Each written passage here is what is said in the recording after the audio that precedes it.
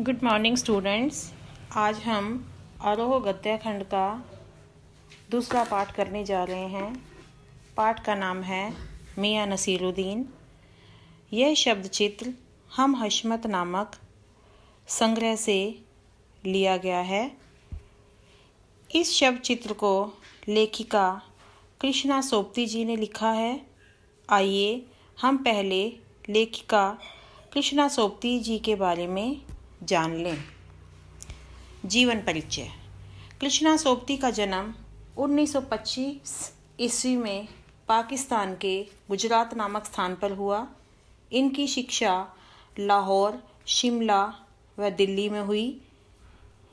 इन्हें साहित्य अकादमी सम्मान, हिंदी अकादमी का शलाका सम्मान, साहित्य अकादमी की मेहतर सदस्यता सहित अनेक राष्ट्रीय पुरस्कारों से नवाजा गया। रचनाएं।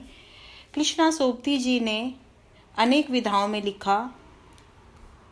उनके कई उपन्यासों, लंबी कहानियों और संस्मरणों ने हिंदी के साहित्य संसार में अपनी दीर्घजीवी उपस्थिति सुनिश्चित की हैं। इनकी रचनाएं निम्नलिखित हैं। उपन्यास जिंदगी नामा, दिलो, दानिश, ए लड़की, समय सरगम। कहानी संग्रह हैं डार से बिछड़ी, मित्रों मरजानी, बादलों के घेरे, सूरजमुखी, अंधेरे के। शब्द चित्र और संस्मरण हैं हम हशमत शब्दों के आलोक में। साहित्यिक परिचय।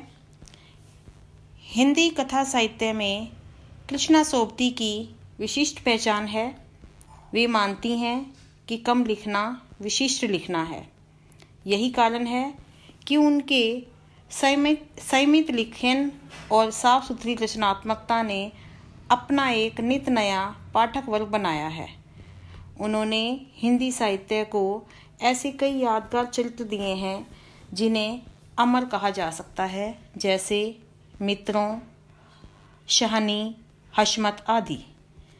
भारत पाकिस्तान पर जिन लेखकों ने हिंदी में कालजयी रचनाएं लिखी, उनमें कृष्णा सोपती का नाम पहली कतार में रखा जाएगा। यह कहना उचित होगा कि यशपाल के झूठा सच, राही मासूम रजा के आधा गांव और भीष्म सहानी के तमस के साथ साथ कृष्णा सोपती का जिंदगी नामा इस प्रसंग में विशिष्ट उपलब्धि है। संस्मरण के क्षेत्र में हम हशमत कृति का एक विशिष्ट स्थान है। इसमें उन्होंने अपने ही एक दूसरे व्यक्तित्व के रूप में हशमत नामक चरित्र का सृजन कर एक अद्भुत प्रयोग का उदाहरण प्रस्तुत किया है। इनके भाषिक प्रयोग में विविधता है। इन्होंने हिंदी की कथा भाषा को एक विलक्षण ताजगी दी है। संस्कृतनिष्ठ तत्सम शब्दों का प्रयोग किया गया है। उर्दू का बांकपन, पंजाबी की जिंदा दिली, ये सब एक साथ इनकी रचनाओं में मौजूद है। कहने का अर्थ है कि इन्होंने अपनी रचनाओं में संस्कृत शब्द, उर्दू शब्द और पंजाबी शब्दों का भी प्रयोग किया है। आइए हम पाठ के बारे में जान लें। मियां नसीरुद्दीन शब्द चित्र हम हशमत नामक संग्रह से लिया गया है। इसमें खानदानी नानबाई मियां नसीरुद्दीन के व्यक्तित्व, रुचियों और स्वभाव का शब्द चित्र खींचा गया है। मियां नसीरुद्दीन अपनी मसीहाई अंदाज से रोटी पकाने की कला और उसमें अपनी खानदानी महारत बताते हैं। वे ऐसे इंसान का प्रतिनिधित्व करते हैं जो अपने पेशे को कला का दर्जा देते हैं और करके सीखने को असली हुनर मानते हैं। पाठ की शुरुआत इस प्रकार होती है। लेखिका एक दिन मटिया महल के गड़ैया मोहल्ले की तरफ निकली तो उसे एक अंधेरी और मामूली सी दुकान पर आटे का ढेर सनता हुआ दिखाई दिया। आटे के ढेर को सनता हुआ देखकर उसे कुछ जानने का मन हुआ। उसने पूछताछ की, पूछताछ करने पर पता चला कि यह ख़ानदानी नानबाई मियाँ नसीरुद्दीन की दुकान है और ये मियाँ नसीरुद्दीन 56 प्रकार की रोटियां बनाने के लिए मशहूर हैं। लेखिका नसीरुद्दीन जी के बारे में जानना चाहती थी। यह जानने के लिए वह दुकान पर गई। वहाँ उसने क्या देखा कि मियाँ जी चारपाई पर बैठे बीड़ी पी रहे थे।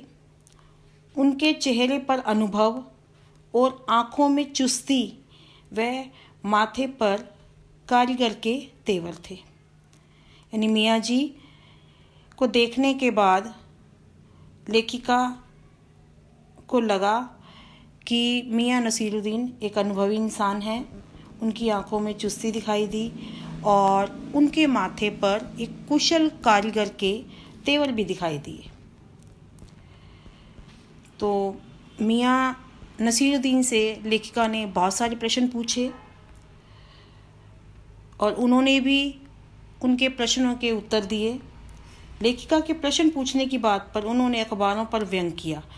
जब लेखिका बारी बारी से प्रश्न पूछे जा रही थी तो मियाँ नसीरुद्दीन ने अखबार वालों पर व्यंग किया, अखबार बनाने वालों पर और अखबार को पढ़ने वालों पर।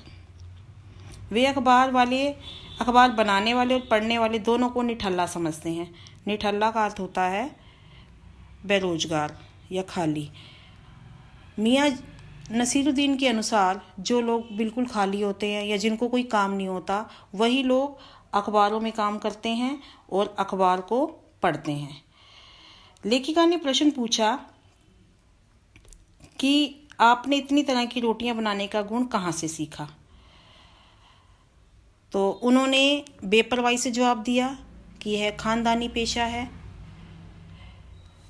लेखिका मियाँ नसीरुद्दीन से पूछना चाहती थी कि आप इतनी ज़्यादा प्रसिद्ध हैं रोटियां बनाने के लिए, आपको इतनी तरह की रोटियां बनानी आती हैं, तो आपने ये गुण कहाँ से सीखे? तो मियाँ नसीरुद्दीन ने बड़ी बेपरवाही से जवाब दिया कि यह खानदानी पेशा है। मतलब यह काम उन्होंने अपने पूर्वजों से सीखा है। उनके पिता भी खानदानी नानबाई थे, पिता के पिता जो थे वो भी नानबाई थे। तो उन्होंने बताया कि यह उनका खानदानी काम है। पेशा का अर्थ होता है काम। इनके वालिद मियाँ बरकत शाही नानबाई थे। वालिद का अर्थ होता है पिता। मियाँ नसीरुद्दीन के जो पिता थे मियाँ बरकत शाही नानबाई थे। शाही नानबाई का अर्थ है राजसी नानबाई, यानी नानबाई रोटी बनाने वाले को और बेचने वाले को कहा जाता है।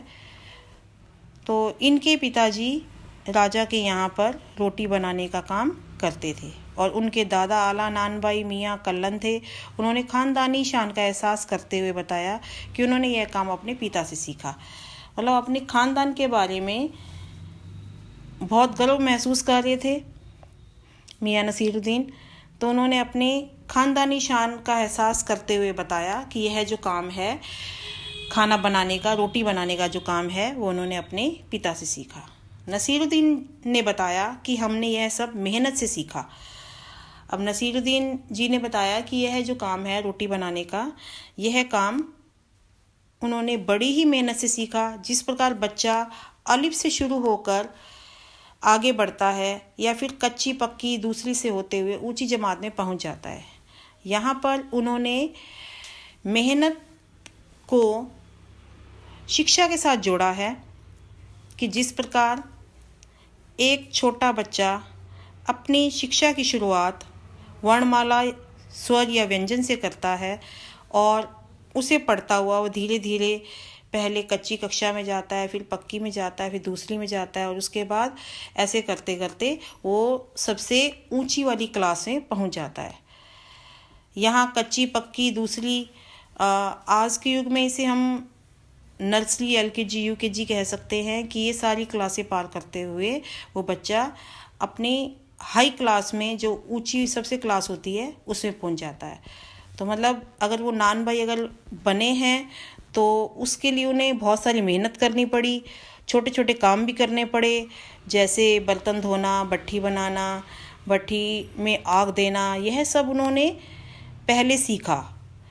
ये हुनर भी उन्होंने सीखा पहले, और ये सीखने के बाद वो फिर बाद में नानबाई बने। मतलब अगर कोई इंसान कोई ऊंची जगह पर पहुंचता है तो उसके लिए उसे पहले छोटे छोटे स्टेप्स को पार करना पड़ता है। तालीम की तालीम भी बड़ी चीज़ होती है। यहाँ पर लेखिका ने तालीम शब्द का प्रयोग 2 बार किया है।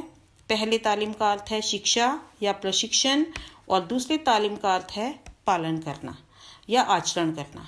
इसका अर्थ है कि जो शिक्षा पाई जाए उसका पालन करना ज़्यादा ज़रूरी है।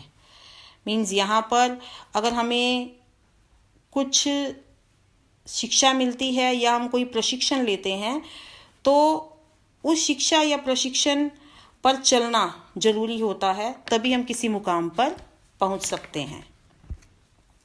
खानदान के नाम पर वे गर्व से फूल उठते हैं। अब जब खानदान का नाम आता है तो यहाँ मियाँ नसीरुद्दीन अपने खानदान के नाम पर बड़ा ही गर्व महसूस करते हैं। उन्होंने बताया कि एक बार बादशाह सलामत ने उनके बुजुर्गों से कहा कि ऐसी चीज़ बनाओ जो आग से ना पके। तो उन्होंने अपने ख़ानदान की बढ़ाई करते हुए बताया कि जो उनके बुजुर्ग थे वो जब बादशाह सलामत के यहाँ काम करते थे तो बादशाह सलामत ने उनसे कहा कि ऐसी चीज़ बनाकर दिखाइए जो आग से नहीं पके और जो पानी से भी ना बने। उन्होंने ऐसी चीज़ बनाई, मियाँ नसीरुद्दीन के बुजुर्गों ने वो चीज़ बनाई जो आग से भी नहीं पकी और पानी से भी नहीं बनी। यहाँ पर मियाँ नसीरुद्दीन अपने बुजुर्गों की प्रशंसा कर रहे हैं और वे बड़ाई करते हैं कि ख़ानदानी नानबाई कुएं में भी रोटी पका सकता है। मतलब यहाँ पर वो अपने ख़ानदानी नानबाइयों की प्रशंसा करते हुए कहते हैं कि अगर उनके ख़ानदानी नानबाई अगर चाहें तो वो कुएं में भी रोटी को पका सकते हैं। लेखिका ने इस कहावत की सच्चाई पर प्रश्न चिन्ह लगाया। लेखिका को थोड़ा सा अटपटा सा लगा, उसे हैरानी हुई भी यह कैसे हो सकता है। तो उसने इस बात पर प्रश्न पूछना चाहा तो मियाँ जी भड़क उठे, उन्हें गुस्सा आ गया। लेखिका जानना चाहती थी कि उनके जो बुजुर्ग थे किस बादशाह के यहाँ काम करते थे। वो बादशाह का नाम जानना चाहती थी, राजा का नाम जानना चाहती थी, लेकिन मियाँ ने उसका जवाब देना उचित नहीं समझा और अब उनका जो स्वर था और भी बदल गया, उनका रुख बदल गया और वे वास्तव में बादशाह का नाम खुद भी नहीं जानते थे। वे इधर उधर की बातें करने लगे। मतलब लेखिका का ध्यान बटाने के लिए, उसके प्रश्नों का उत्तर ना देने के लिए वो इधर उधर की बातें करने लगे, इधर उधर देखने लगे और अंत में खींच कर बोले कि आपको कौन सा उस बादशाह के नाम चिट्ठी पत्री भेजनी है। और अंत में खींच कर गुस्से से बोले कि आपको कौन से उस राजा के नाम चिट्ठी पत्री भेजनी है, आप क्यों जानना चाहते हो, आप इतने उत्सुक क्यों हो। लेखिका से पीछा छुड़ाने की गरज से उन्होंने बब्बन मियाँ को भट्टी सुलगाने का आदेश दिया। अब यहाँ पर वो लेखिका के प्रश्नों से बचना चाहते थे, उससे पीछा छुड़वाना चाहते थे, तो इसलिए उन्होंने अपने शागिर्द बब्बन मियाँ को भट्टी जलाने का आदेश दे दिया। लेखिका ने उनके बारे में पूछा, किनके बारे में, शागिर्द बब्बन मियाँ के बारे में, कि कौन है। तो उन्होंने कहा कि बब्बन मियाँ उनके यहाँ काम करते हैं, उनके शागिर्द हैं और मियाँ उस काम के बदले उन्हें मजदूरी देते हैं। लेखिका ने रोटियों की किस्में जानने की इच्छा भी जताई। लेखिका ने पूछा कि आपको कितने प्रकार की रोटियां बनानी आती हैं। तो मियाँ नसीरुद्दीन ने फटाफट से सारी रोटियों के नाम गिनवा दिए और लेखिका बहुत कुछ पूछना चाहती थी उनके परिवार के बारे में, उनके बच्चों के बारे में, लेकिन जब उन्होंने देखा कि मियाँ नसीरुद्दीन उनकी बातों में दिलचस्पी ही नहीं ले रहे तो उसने प्रश्नों को ना पूछना ही उचित समझा। फिर तुनक कर बोले, तुनकी पापड़ से ज़्यादा महीन होती है। उन्होंने तुनकी एक विशेष प्रकार की रोटी है, तो उन्होंने उसके बारे में बताया कि जो तुनकी रोटी जो होती है वो पापड़ से ज़्यादा महीन, महीन का अर्थ होता है पतली, यानी वो जो पापड़ से भी बहुत ज़्यादा पतली होती है। फिर वे यादों में खो गए और कहने लगे कि अब समय बदल गया है। इसके बाद उन्होंने लेखिका की ओर रुख ही नहीं किया, उसके प्रश्नों का कोई जवाब नहीं दिया। लेखिका वहाँ से चली गई और उसके बाद वो अपनी पुरानी बातों में खो गए और कहने लगे कि अब समय बदल गया है, कि अब जो समय है वो पहले की तरह नहीं रहा, अब खाने पकाने का शौक़ पहले की तरह नहीं रह गया है और न अब कदर करने वाले हैं। अब यहाँ इस पंक्ति का अर्थ है कि पहले ज़माने में जो लोग होते थे वो कलाकारों की कदर करते थे, वे पकाने वालों की मेहनत, कलाकारी, योग्यता आदि का मान करते थे। आज जो है वो ज़माना बदल गया है। अब तो भारी और मोटी तंदूरी रोटी का बोलबाला है, हर व्यक्ति जल्दी में है। मतलब आज ज़माना बदल गया है, आज किसी के पास समय नहीं है इस भागदौड़ भरी जिंदगी में। हर व्यक्ति केवल पेट भरने का काम करता है, उसे आज स्वाद की कोई भी परवाह नहीं है। इसके साथ ही यह पाठ यहीं समाप्त होता है। आशा है कि आप सभी को यह पाठ अच्छे से समझ में आ गया होगा। धन्यवाद।